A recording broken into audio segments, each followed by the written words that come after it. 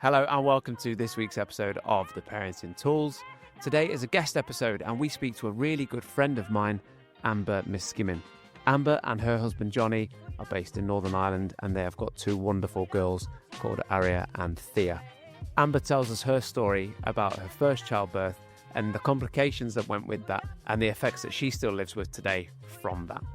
Fast forward to today and Amber has launched her very own music studio where she is teaching people how to play music, how to produce and how to record, and has even released her own single recently called Upper Room. Go and check it out. Without any further ado, let's speak to Amber Miskimmin. Really hope you enjoy this one. Sweet, I'm so tired. Sweet, I'm so tired. You treat me this way. I'm sick and then Well, hey, Amber, welcome to the podcast. Hello, it's nice to be here. It's so good to have you. Just for our listeners, can you just tell us a little bit about yourself, who you are, what have you got, family-wise, all that What stuff? have I got? Sorry. Yeah, I'm Amber Miskimmin. I am from Bangor in Northern Ireland, and I am married to the lovely Johnny, and we have two girls, Aria and Thea. Aria is 7 years old and Thea is 2 years old. I can feel our caption machine working so hard with your accent. That was me speaking really slowly. Have you noticed, like, since we started recording, that this has slowed way down? This is me being clear. So for people that don't know, me and Amber, we go way back. And Amber and I. yeah, Sweet. okay. And and Amber and Johnny and me and Leanne, you know, best friends, couple friends, all that sort of stuff. I have never heard her speak like that ever.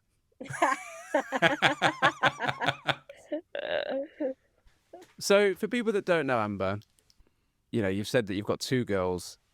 Parent life didn't really start off smoothly for you. Tell us a little bit about, you know, first birth and all that sort of stuff. Yeah, it did not. We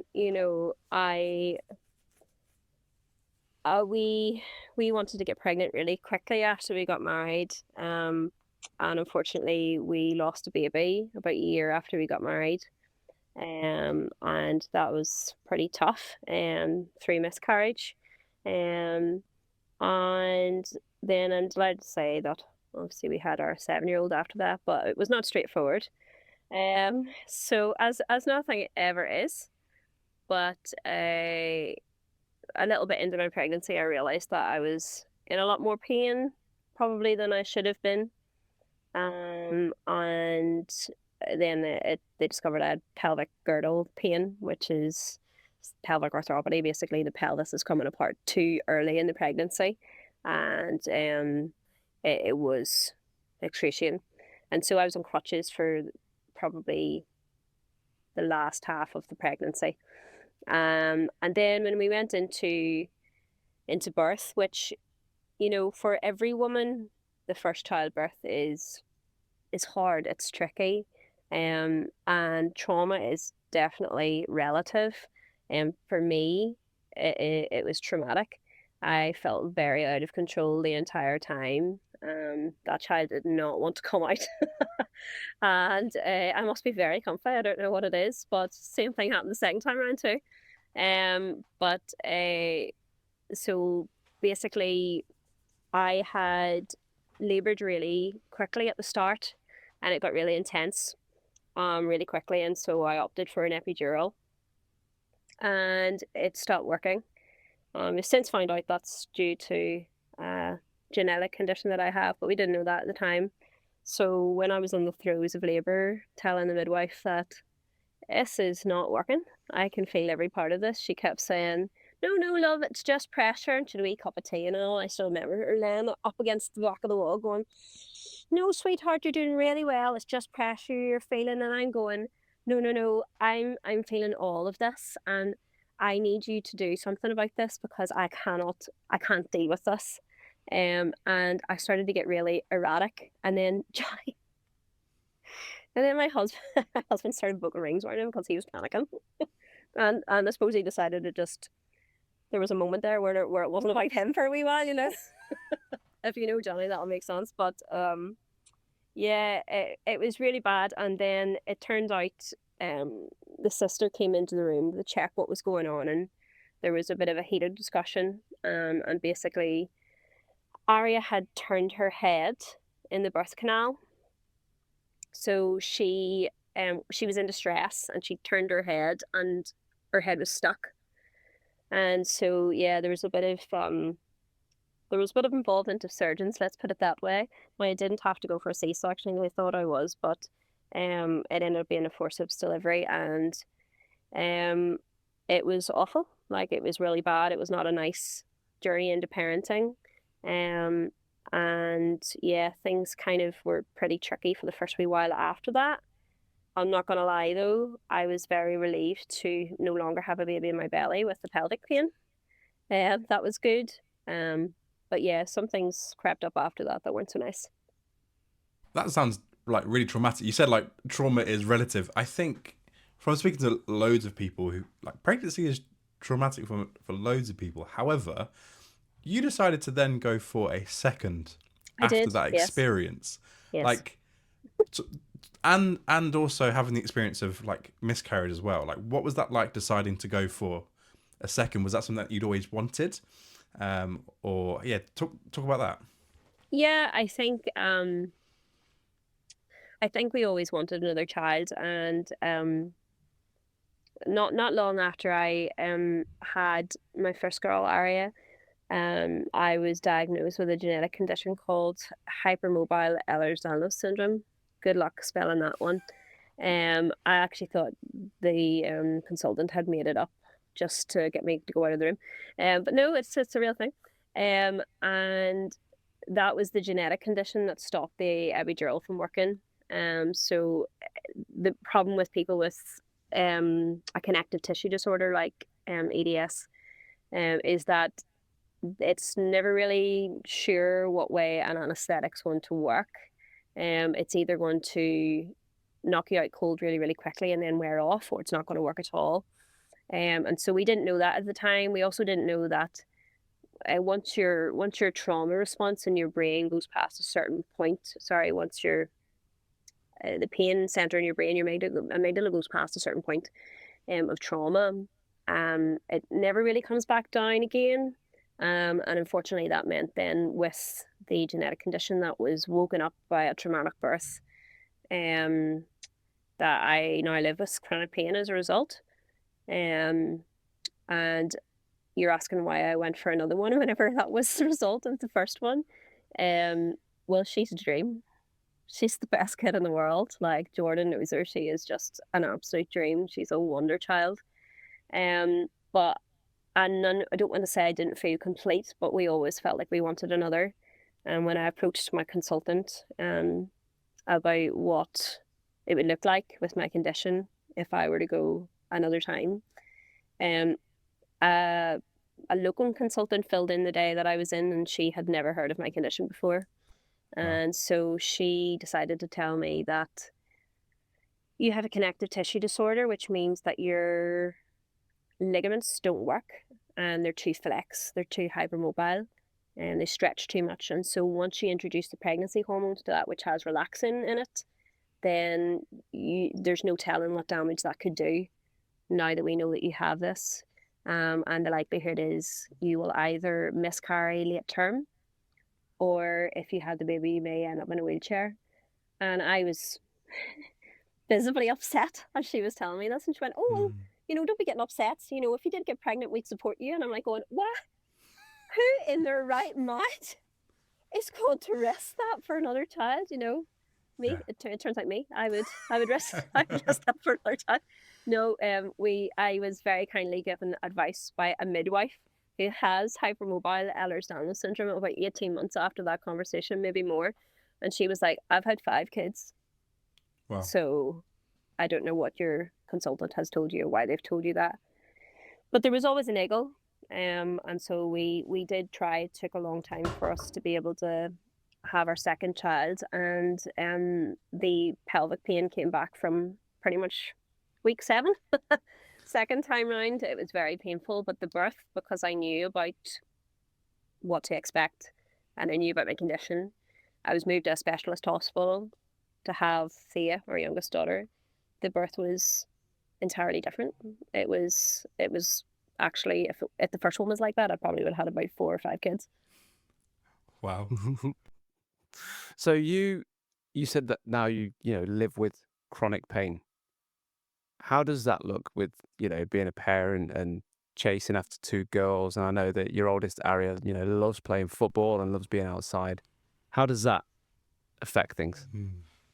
Yeah, it's tricky. I think probably the biggest effect is mentally. I do feel a lot of the time like I'm letting my girls down because with a condition like mine, there is reduced mobility. And so there are days that I might be very, very good, and then there are days that I might be very, very bad. And sometimes I make poor decisions with my mobility, and that causes me to be in pain for a few days. And then I feel like the girls, reap the consequences of that. And so it has taken a long time and a lot of medical support to get me to a place where I really understand my body and how it is now, where I really understand, the pain signals, which, believe it or believe it not, but when you suffer from chronic pain, all your brain's energy goes into ignoring that pain so that you can function. And then what happens is you get to a stage where it's just too bad, and it's like you flick a switch, and the pain goes from being like a dull thud in the background to I actually can't cope with this right now, in a very, very short period of time. And so I've learned to recognize the signals. I've learned to pace myself, and I've learned to know what I can and can't do. And that's been a tough pill to swallow, if I'm going to be really honest with you, especially with our youngest one who now doesn't comprehend. Aria is fantastic because she's been through this entire journey, and so she kind of knows. I feel guilty about that though. I feel guilty that she knows that mummy's not well, and sometimes mummy needs to sit down, and sometimes mummy this, and this is a child that will go and get an ice pack when I've hurt myself, or she'll ring Johnny when I've had a fall, which happens. Or she knows that whenever I get really, really cold, it's because it's not cold. I'm cold because I'm in pain, and so she gets the blankets up and everything. She's 7 years old. Like 7-year-olds shouldn't have to do that. But the 2-year-old, she's pretty much feral, to be honest with you. So she's she's alone to herself and doesn't comprehend that mommy can't quite run after her in the same way as maybe most moms would, or get down onto the ground for the 4th time in a row, so I do struggle with the lifting of her, particularly at the minute. And I fed our second daughter until she was 18 months, and the pain in my shoulders, because obviously that's a position that you need to stay in for quite a while. The hyperextension was so sore. And she made it really, I don't want to say difficult, but she was a full-on bone out. She was one of those kids that was the dentist as she was being fed. So it was like, I'm in pain from holding you here, but you're making this 10 times worse than it needs to be. But she doesn't understand. And there's something really nice about that, because it means that there's an element to which I'm probably more mobile now than I was whenever Aria was wee. Whenever Aria was little, because it means that I obviously am more involved, and she's not noticing the excruciating pain that I can be in from time to time, which is nice. But it is tricky. It's hard, when you're doing school runs and things like that. And she's 2, so some days she wants to walk, other days she will not. She'll point back her face, lie on the ground, and demand to be lifted, and that comes with a cost for me, So it's not that I don't enjoy lifting my daughter, but when I lift her and have to walk into school and then through the pathway past all the traffic and then do the same thing on the way back out again, by the time I get back out to the car, I'm thinking, oh my goodness, I've got the rest of the evening to do. How am I going to cope? But yeah, it's tricky. I have to say, And he probably will watch this as well too. So I don't like tooting his horn. But Johnny's fantastic. Having a husband who is as good as Johnny is, really makes life easy. And I think he doesn't realize probably just how helpful he is. Um, and it's tricky when you know, because this is something that affects my day to day. He has had to register as being my carer. And there was a period of time whenever it meant that I was not to be left on my own at any time. I'm pleased to say we're, for the most part, past that. Um, but he does everything. Like, he is so helpful. He's great with his kids, and he's fantastic at looking after me. He does, 70% of the housework, and that's all while working a full-time job. And that's not to say that we don't balance out what we do. Um, we do what I do what I can do, and he picks up the slack. And it's a nice balance that we've got going on and what works for us. And I have to say, I don't know how I'd do it without him, honestly. Wow. Honestly, that's like just listening to like your story and how you cope. I struggle enough as it is. Like, so just genuinely, hats off. I think that's incredible. So you've recently opened a music studio. Can you tell us a little bit about that? Yeah, I have. I'm sitting in it now here at the minute. Oh, look at that. Cheap advertising right there. Yeah, I was worship director in a church for about 7 years after we got married. And when our second girl came along, I felt I just couldn't manage the hours and the equipment anymore and divide my time up well with the girls. And so it was a decision for us that I would step away from that, and I was offered a part-time job in an audio branding company, which Johnny also works in, which was great for our circumstances, really. If I was having a bad day, then it meant I would have someone there who could actually physically care for me. Um, but I have for a long time wanted to produce my own stuff, my own music. And I had the benefit of learning a lot of that on the job in the church that I was working in. And before I worked there, I managed a music school. And I really missed teaching students. I love teaching music. I think music is a wonderful gift to pass on to anybody. And so it really was a natural decision for us to build a space for me to produce and fund the production with lessons. So it was kind of a sensible business decision, but honestly, I was just excited to get back into teaching, and I teach my oldest student's in his 80s, and he's fantastic.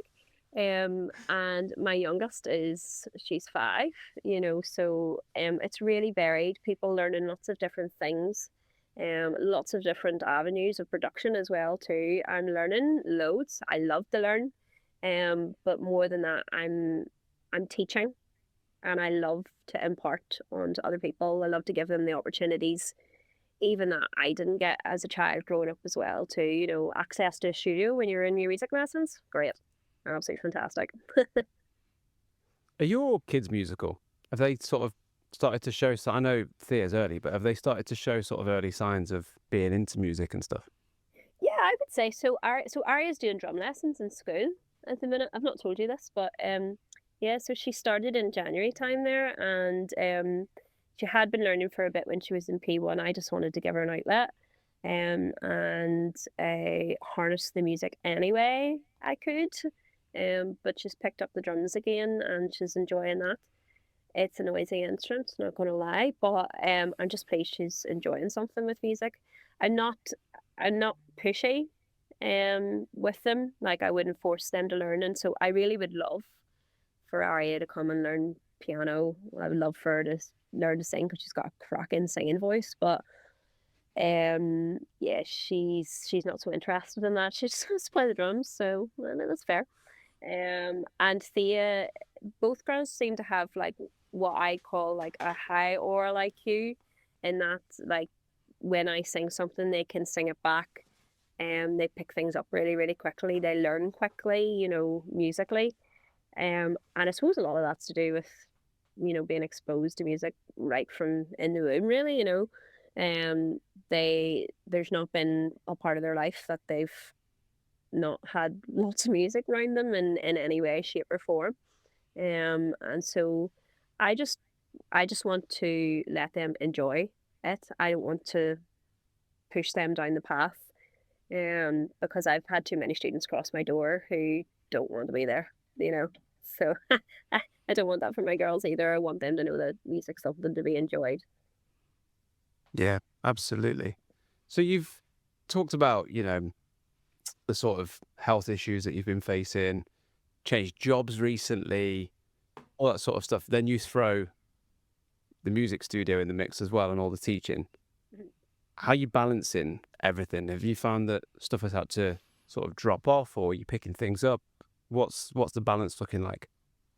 Yeah, it was a really long conversation over a period of about 6 months between Johnny and I. Firstly, where I started off slow, and then I took on too many people, and then I learned very, very quickly that that was not going to be sustainable for me. And I think I'm now in a good space of, you know, I'm about, I started in here in September 2023. And so it's taken about 18 months for me to get to a place, nearly 18 months for me to get to a place where I feel like um, this is working now, you know, and I don't feel either I'm under par or that I'm burning out either. So I would say I seem to have a really good client base of people who are understanding. When they walk through my doors or they show any sort of interest, I do tell them about my illness. And I say, look, there are times when I will have to cancel last minute. It doesn't happen often, but that's just me being honest. And each and every one of them have been so supportive of that. Um, and there has only been maybe a handful of times over 18 months where I've had to drop out of something, but or move their time slightly or whatever. But they're so good. I really am blessed. Um, so we have the benefit of good clientele, but equally, you know, trying to balance out sensibly what we can take on. And I think probably for Johnny and I, he works full time. There are nights of the week where we pass each other, where I've looked after the kids, and then he comes in, and then I'm gone. Right, we've had dinner, so I'm off out here, and I'll be back in a couple of hours.